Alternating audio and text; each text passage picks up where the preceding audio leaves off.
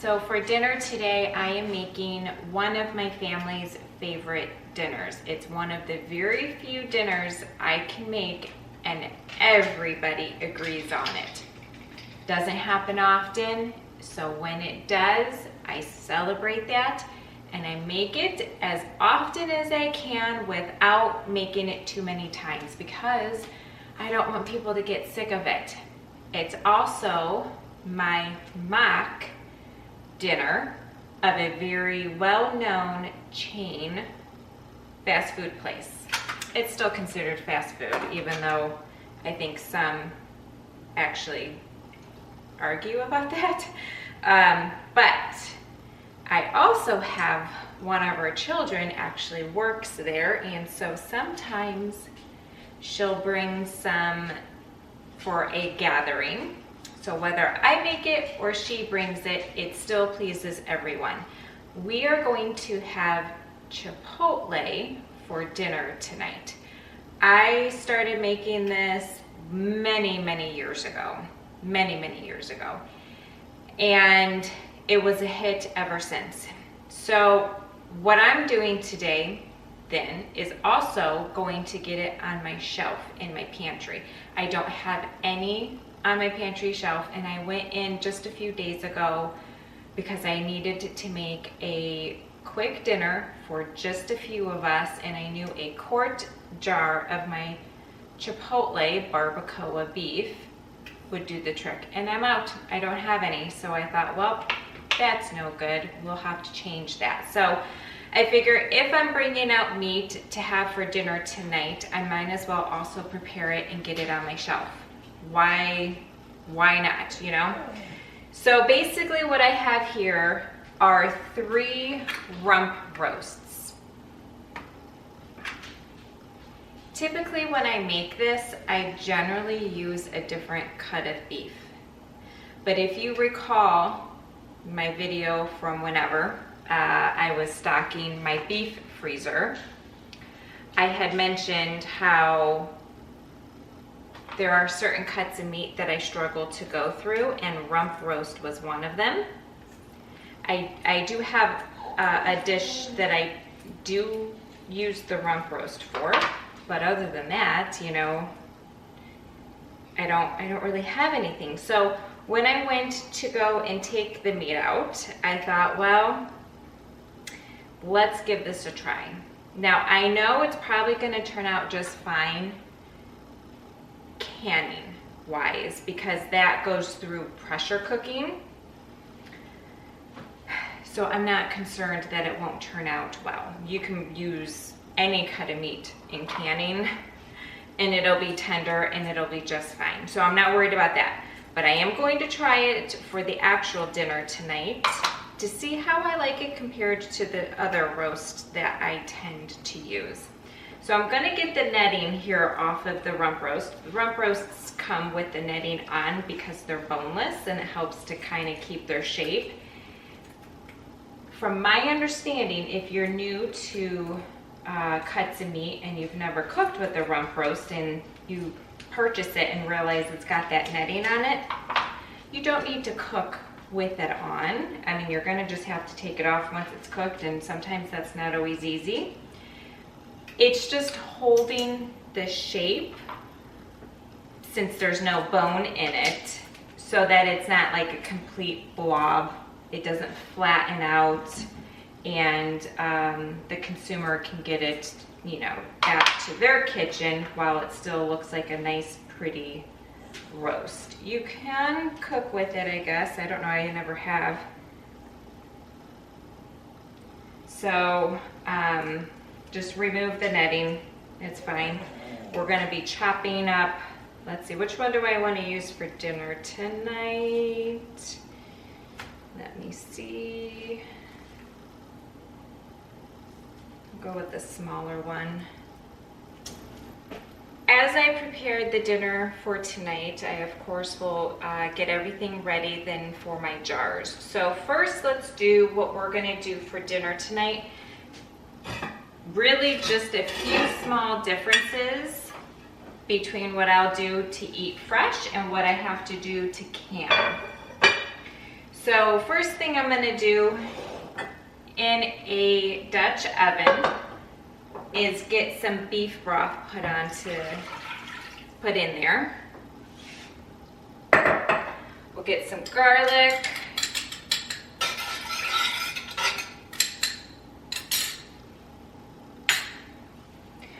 I'm gonna get a bay leaf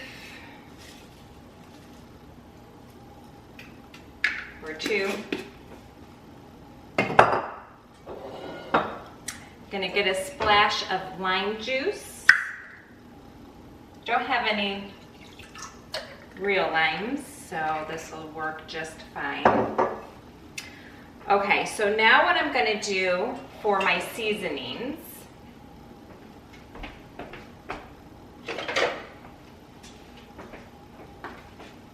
go ahead and get that roast into the pan here. Now the seasonings I use, I am not claiming this to be like an authentic barbacoa. I couldn't begin to tell you what seasonings Chipotle uses, obviously.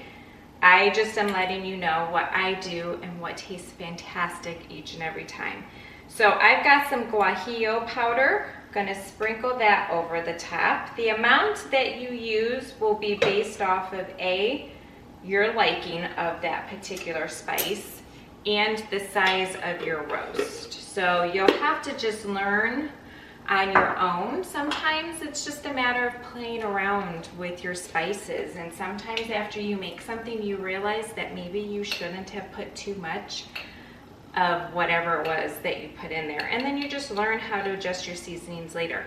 But I would say just, you know, err on the side of caution with certain spices that might be a little bit more potent or spicier than others. I use Chipotle powder, which does have some heat in it, so just kind of be careful, but it's also smoky. It's fabulous, I love it. Cumin,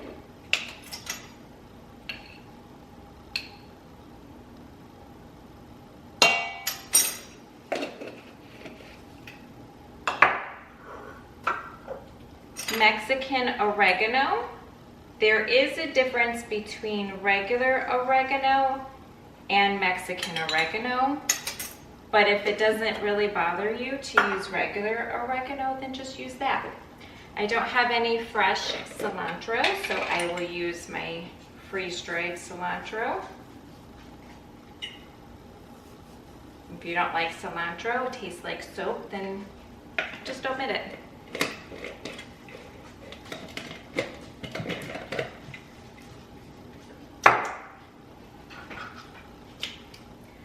Okay, I'm actually gonna flip this over a couple times within everything that we just created.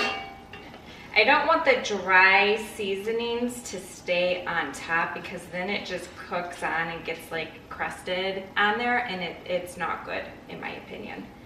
So you almost want it to act like a marinade.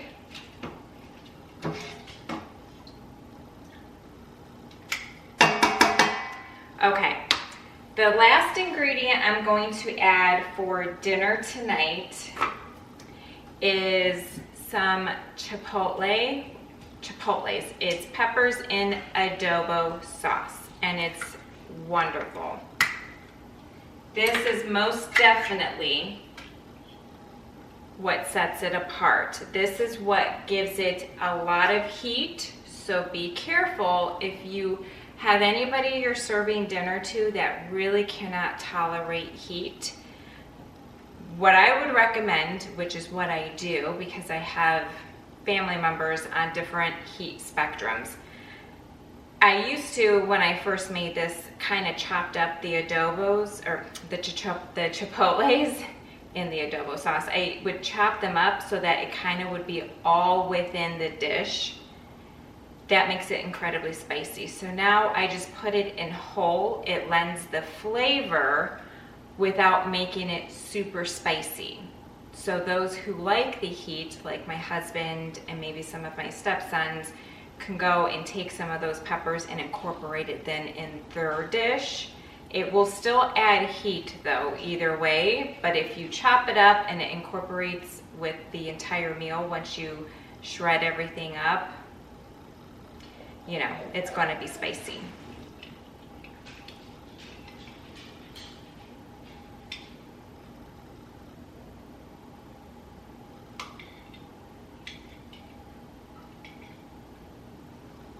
So there's a pepper, and I just put in a couple like that.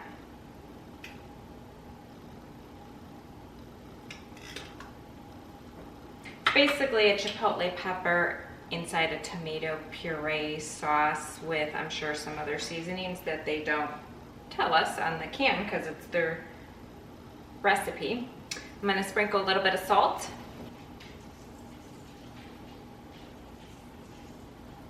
A little bit of pepper. Get the lid on it, and this is going to cook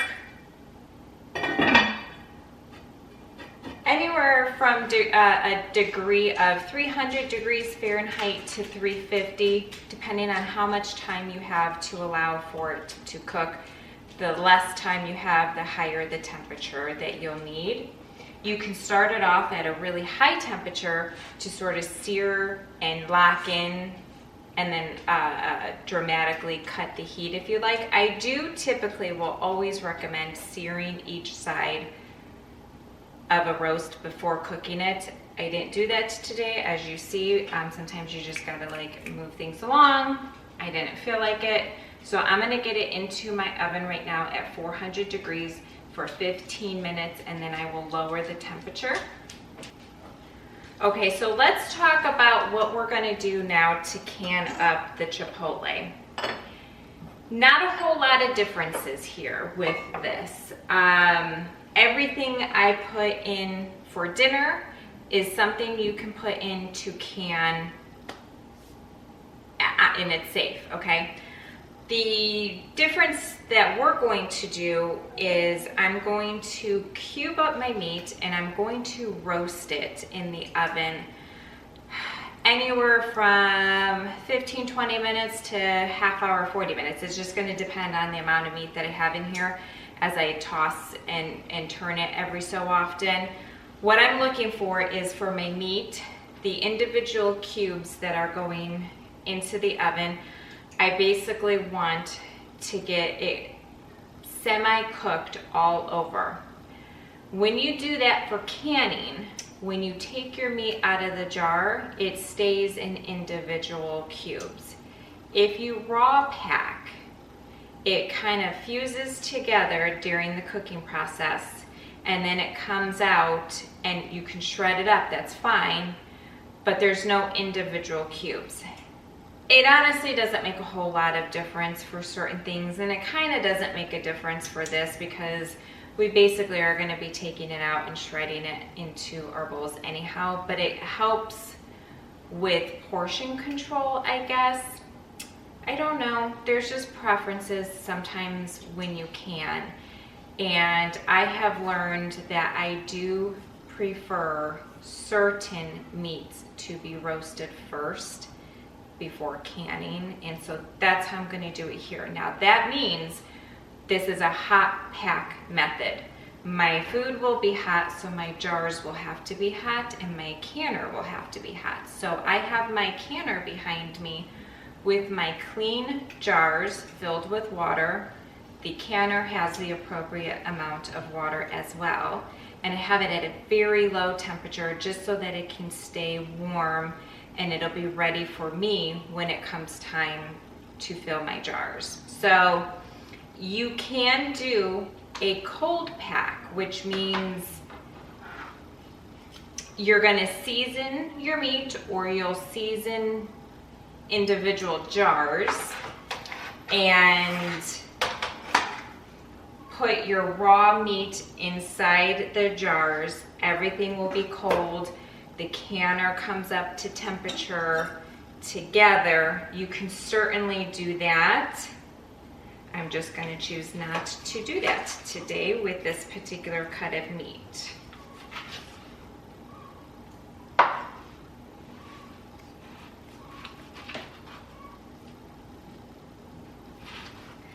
The size I recommend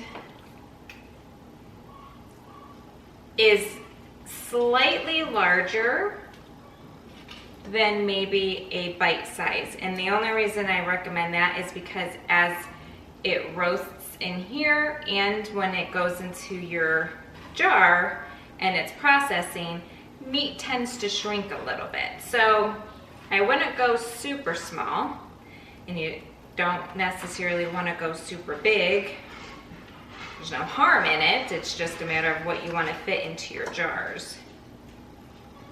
I also trim the fat as best as I can because I'm not going to want to eat that later, so I'm just not going to put it in my canner. And it'll also help to sort of minimize, the dog's over there prancing around. It'll sort of help to minimize some of that oil and fat that could potentially cause sealing issues with your lids. So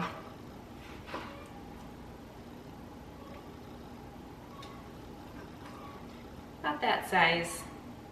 Imagine biting into that. It seems kind of big right now, but after it shrinks, that's probably the perfect size. I'm just gonna get it here into my pan. Once this is all cut up, we'll come back for the next step. I should also tell you, I am canning in wide mouth quarts. You can do this in pints if you wish. I do recommend wide mouths though. I will always recommend wide mouth when doing meat. It just comes out of the jars so much easier. Is it still okay to do regular mouth if that's all you have? Yes, absolutely. Absolutely. Nothing wrong with that whatsoever. I happen to know that based off of how I feed my family, that this is one item that will always be canned in quarts, because even if I just wanted to go feed myself, it would make great leftovers the next day as well. So I'll never can this. I shouldn't say never. It'll be a while before I can this in pint size. Okay, so I trimmed all of the hard cartilage type of pieces, any really big extra fatty parts. I trimmed all of that. I'm gonna set this to the side, wash my hands, wash my knife. Definitely wash your knife right after using and dry it very good so it stays nice and sharp for you. If you have chickens, save this as a treat for them. So for the seasoning, we're gonna go back in with the same dry seasonings that we did for what we were cooking for dinner tonight. We're not using any of like the lime juice or bay leaves or anything like that just yet. I'm just gonna go in and sprinkle some guajillo powder.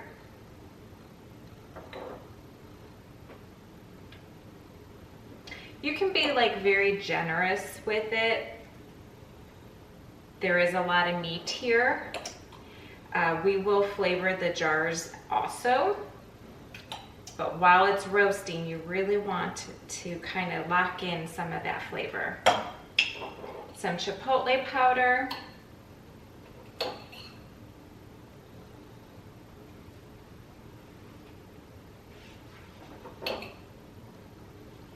If you don't have chipotle powder, you can substitute it for a dark chili powder, you know, and then maybe add in a little bit of smoked paprika as well. Some cumin.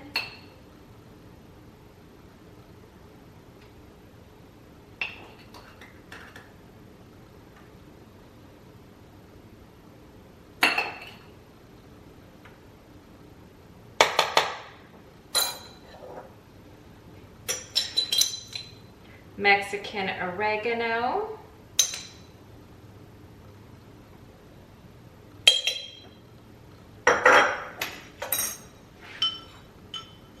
pepper,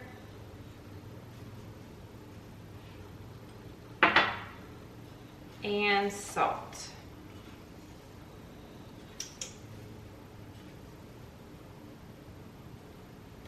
Go ahead and drizzle some avocado oil over the top. And then we'll get it all mixed together. We are only looking to par cook this. I'm gonna get it into the oven, 400 degrees. I'll let you know exactly how long it cooked for once I get it out of the oven. Okay, so I have the meat here. It was in the oven for about 25 minutes. It is not cooked all of the way through, so the canning process will do that for us. You'll notice when you bring it out of the oven that you have to almost break up some of the pieces. That's exactly what's going to happen in the canner, in your jars, if you don't par cook your meat. They kind of cook and fuse together, which is why, of course, I recommend doing it this way. So what we're going to now do is, I did turn up the heat on my canner because I want to make sure my jars are really nice and hot, because I'm going to be pouring very hot boiling, practically boiling water into the jars. And so you really want to make sure that those jars are nice and hot. You don't want to shock them. Okay, now I am planning to only do 7 quarts. I don't want a huge amount on my shelf. I now am learning to do a little bit more small batch canning for things that I can all year long. Of course, there are some things I only get a chance to do once a year because I grow stuff in my garden, and it's like, do it now so that you have it for the rest of the year. With my meats, I've learned I don't necessarily need to can 20 pint jars and 20 quart jars. 7 jars, quarts will last however long it lasts, and then I'll do some more. So I'm gonna get this off to the side a little bit over here. Got my hot kettle. Okay, so what we're gonna do, per jar, I wanna get some more flavors going on in here, some, additional opportunity for some flavor. So I'm going to put, actually that's cold, so I'm not going to put that first. I do like to add a little bit of liquid at the bottom of my jars first. Okay, let's go ahead and add some garlic.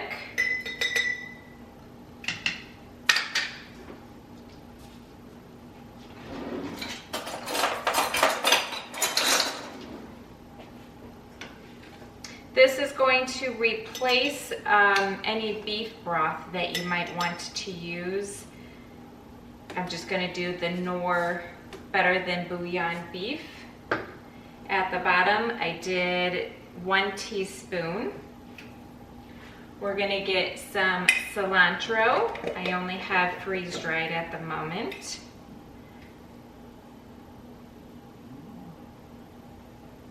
About 1.5 teaspoons. Okay, so back to the secret. Chipotles in adobo sauce. Depending on how spicy you want it is how many you're going to put in each jar. I'm going to plop in 2 at the bottom.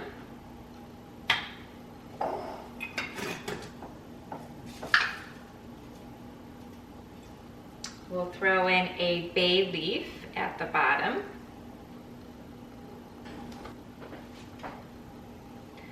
Get about a half a teaspoon of salt.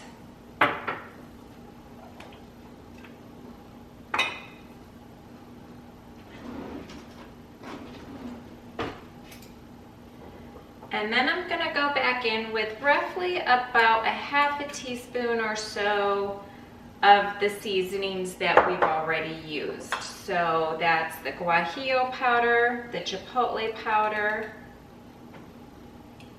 cumin,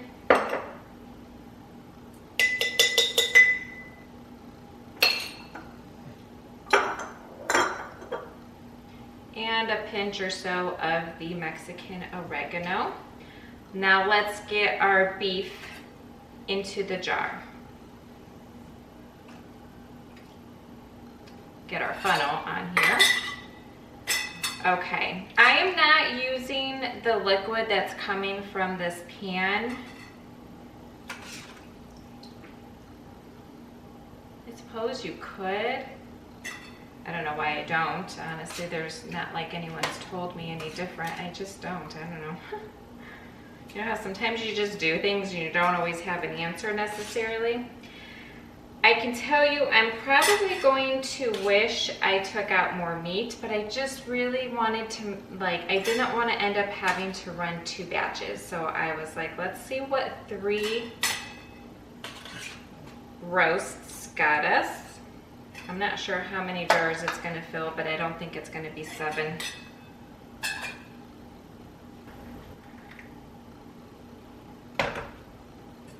Go in and debubble. When you are working with meat especially, you will see the bubbles come up. That's how you know you're getting those bubbles to escape out of there.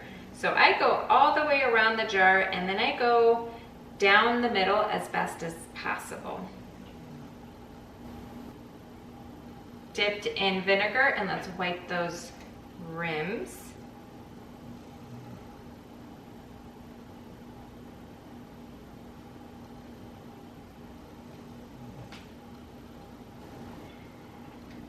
We wiped the rim, got our clean lid over the top, and we're going to get our ring on fingertip tight. So we're not really doing the motion in our wrist, we're doing the motion with our fingers. And once we meet resistance, we'll stop. We'll get this jar into the canner and we'll bring out a new one. I'll do one more with you and then we'll speed it up. So, doesn't look a whole lot like much of anything.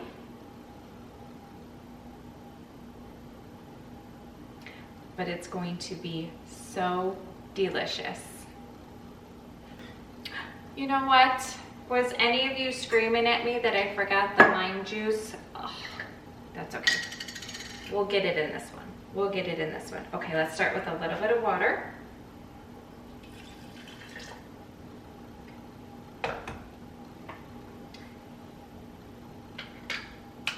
Some garlic. Our seasonings.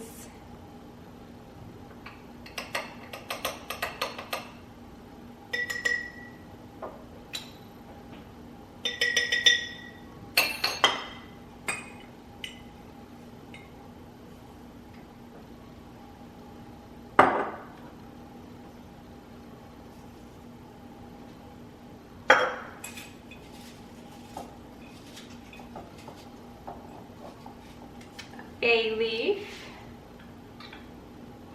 peppers and adobo, 1, 2. Okay, now let's go ahead and get our lime juice in there. Good little splash. We're pressure canning. So if you're really new here and you're kind of now just learning about canning and whatnot, the lime juice when you're pressure canning is strictly for flavor. It has nothing to do with preservation like it does in water bath canning where it helps with acidity. This is just for flavor. Let's get our meat stacked in here.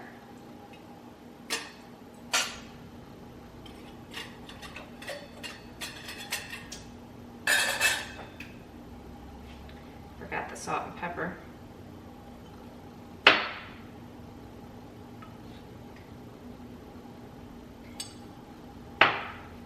Now let's say you open this jar and you discover that it just isn't seasoned enough for you.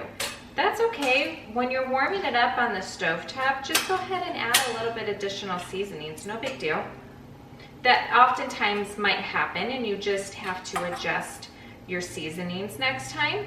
I keep a canning book so that I can log the quote-unquote recipes that I'm using. And so I did that with, what did I make? Well, I do it with a lot of stuff, but it really came helpful. I don't remember, but I did. I was like, you know what? This is really good, but this is what I would change. And so I went back in my logs and I made that notation. And then now, whenever I go in and make it, I'll have that note for my reference. Okay, let's get her topped off with this water. 1-inch headspace. Let's debubble.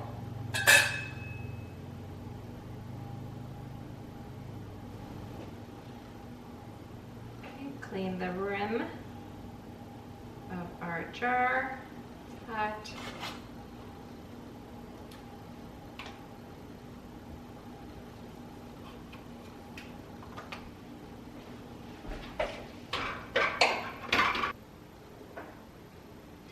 Well, it looks like those 3 roasts gave me 6 quart jars. So I will be just as happy with that.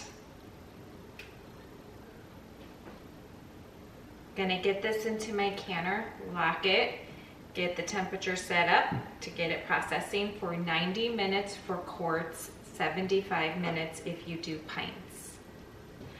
6 quart jars to go on the pantry shelf. Let's just say Chipotle who. I want to show you how quickly this dinner comes together. When you've got a pantry, more or less, that's sort of prepared for any sort of a dinner on any given night. So we went ahead and made the barbacoa beef. So I've got that here. I made some cilantro lime rice. Of course, you could just use plain white rice if you want. You can omit the rice and put it over top of lettuce. You know, you can really just have it however it is you make it when you go to the restaurant. So we like cilantro lime rice. And we're gonna go ahead and put some of that barbacoa over top here. So delicious. The reason I love this meal so much too is because when it's the smaller family that I'm feeding, there's leftovers the next day, if not for dinner, definitely for lunch. But this will be dinner again for us tomorrow, and nobody will complain. Nobody will complain. Okay. So we've got our rice, our meat. We're gonna do black beans that we canned up not that long ago. You, of course, now I do have pinto beans, and I opted to actually just do the black beans because most of the crowd here of all the beans prefers the black beans usually. But you could certainly do both. Let me go grab a spoon. You might recall over the summer, we canned up the corn relish, corn salsa, whatever, you know, you could call it either and still be correct. So this is kind of, you know, like having the corn salsa option from Chipotle. Of course, we've got regular salsa that we've canned as well, and I like to put that on top. I'm sad I don't have guacamole, otherwise we would definitely add that, but that's okay. Let's do a dollop of sour cream. We'll add in our cheese. Grab some tortilla chips from the pantry. And we have an amazing dinner. All I had to do today was throw that roast into the pot here, cook rice, shred some cheese, and the rest was pretty much done for me. And now, the next time I want to do this, the barbacoa beef is done for me too. I hope I'll see you again very soon here in my kitchen. Take care.